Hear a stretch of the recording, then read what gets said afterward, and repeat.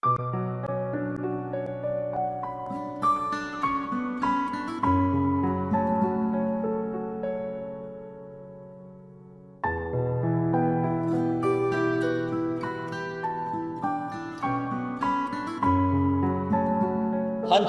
sinelerinize salınsa muhal farz, vücutlarınız ateşlerde yandırılsa, külünüz ottan kavrulsa, topraklarınız sağa sola savrulsa, yine Allah'a seslenecek, ey yar senden dönmezem diyeceksiniz. Yar senden dönmezem diyeceksiniz. Dönmedik bugüne kadar, bundan sonra da Allah'ın inayet ve keremiyle dönmeyeceğiz.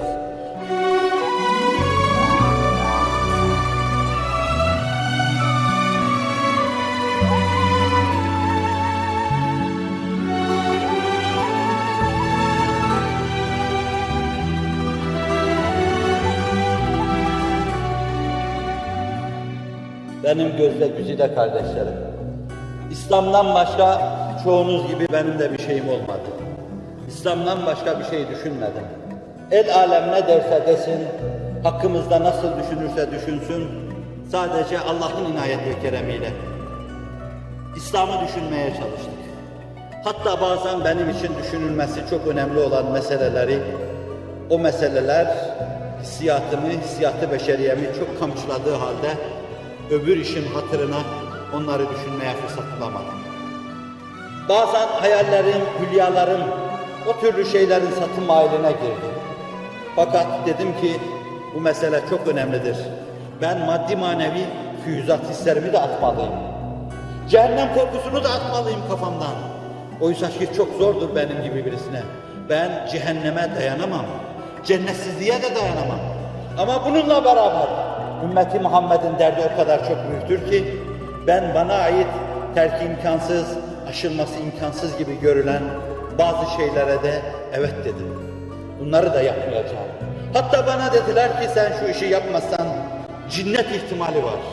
Ben dedim ki Hz. Muhammed'in davası uğrunda birkaç hasbiye ihtiyaç varsa şayet bu hasbilerden biri olmayı yakalamaya çalışacağım.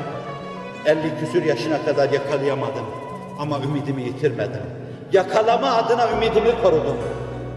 Varıp ben de delireyim, o mecnunlardan birisi olayım. Varsın bana da deli desinler.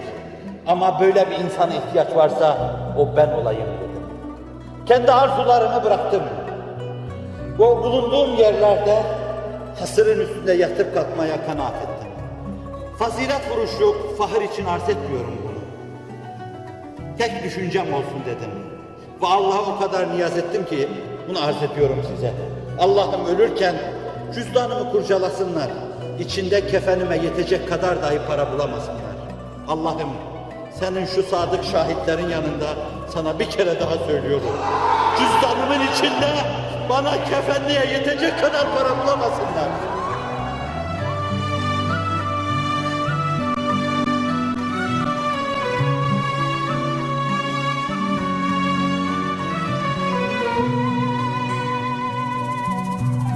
Bunun ötesinde şunu dua ettim.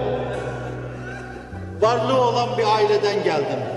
Fakat baş aşağı giden bir aileden, varlığını kaybeden. Allah'ım dedim, ben hayatta kaldığım sürece Fethi'nin kardeşlerine, babasına, amcalarına dahi servet verme. İşlerinin iki ucunu bir araya getirme. Ben kıtmirliğimle, iffetimle bu işi götürmeye çalıştım. Bir şey demesinler dedim. El alem gözü küfür yobazlığıyla dönmüş bana zeytinlik isnat edebilir. Allah'ım benim hiçbir şeyim olmasın. İbrahim Ethem gibi gideyim dedim. Ve size de öyle seslendim. Öyle olun dedim.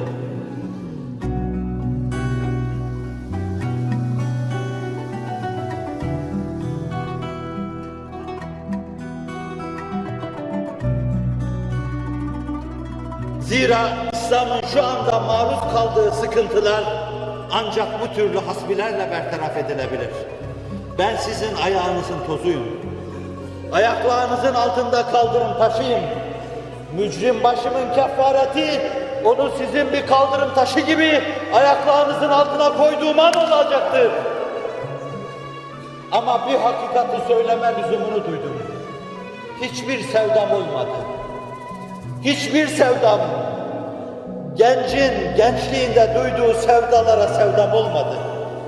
Bir gün biri geldi dedi az kafamdan eserken, dedi Fahri Kainat Efendimiz'i rüyamda gördüm. Dedi ki hayatta yolunu değiştirirse Fethi ölür. Aman ya Resulallah dedim. Aman ya Resulallah dedim. O gün bugün aman dedim. O deliği amanla tıkadım. Hiçbir sevdam olmadı.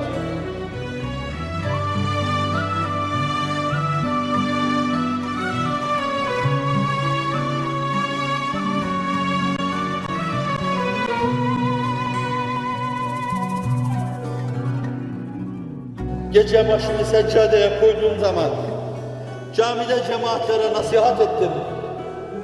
İslam'ın dünya çapında bir ikbali olacaktır. Bunun önünü de kimse alamayacaktır. O gün gelecektir.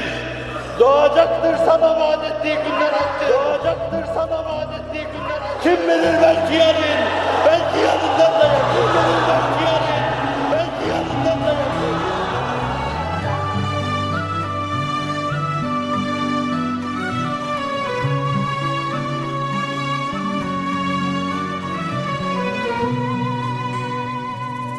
Ama ben ne dedim?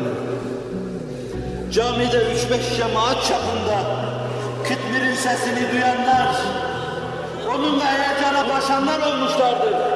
Allah'ım, dini mübin İslam'a bir ikbal vaat edeceksen, bahtına düştüm, o günleri bana gösterme dedim. Bir köy çapında, eğer bir şey lütfedeceksen, onu bana gösterme, ruhumu al dedim. Zira hiçbir şeyin peşinde olmadım. Bana onu öğrettiler. Bize onu öğrettiler. Size onu öğrettiler. Hiçbir talebimiz yoktu.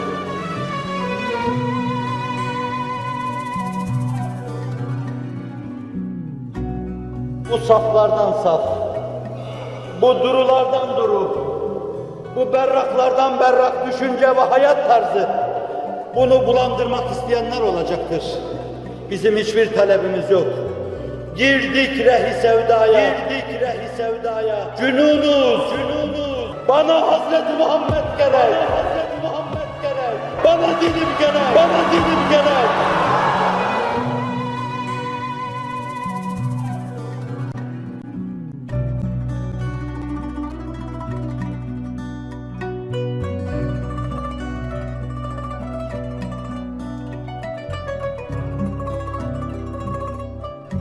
İslam parlaklığını gösterecektir.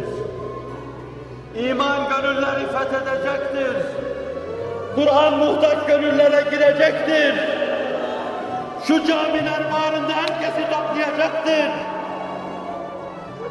Ve asayişin bekçileri, nizamın intizamın bekçileri, sulhu sükûn içinde bu vazifeyi yapacaklardır.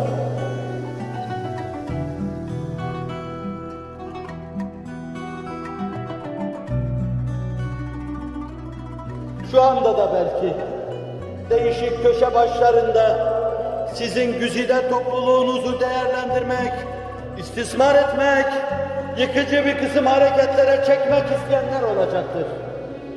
Biz muhabbet fedaileriyiz.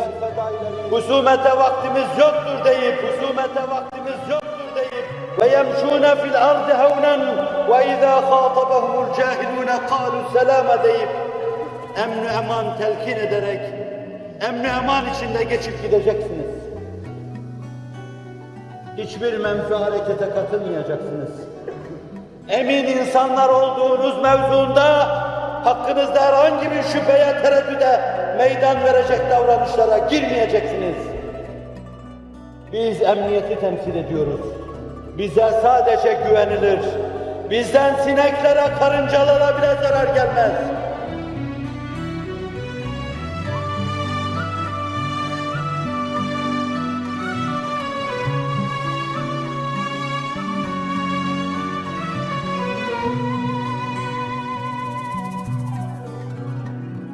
Hayatımızı böyle sürdürdük ve böyle sürdüreceğiz. Bizim çığırtkanlığımıza Kur'an'ın ihtiyacı yoktur. Bizim sesimize, soluğumuza Hz. Muhammed'in ihtiyacı yoktur. Allah'ın ihtiyacı yoktur. Hasbunallahu ve ni'mel vekil. Allah bize kafidir, o her şeye yeter. Allah bize kafidir, o her şeye yeter. Sul sükun ve suhulet içinde dini mübin İslam'ın kendi kendine gelişmesini bir mahfaza içine almak için tertip yapanlar olacaktır. Şartları aleyhinizde ağırlaştıranlar olacaktır. Atmosferi sizin için yaşanmaz hale getirmek isteyenler olacaktır. Oysa ki Allah'a binlerce hamd ve sena olsun. Ekilen tohumlar neşnema buluyor. Gözyaşlarından dökülen damlalar çiçekler halinde açıyor. Hz. Muhammed hoşnut, tepenin öbür tarafında sizi bekliyor. Onun gibi yaşayın, onun gibi yürüyün, ona varın, onunla buluşun ve onunla bütünleşin. Allah'ın inayeti sizinle beraber olsun.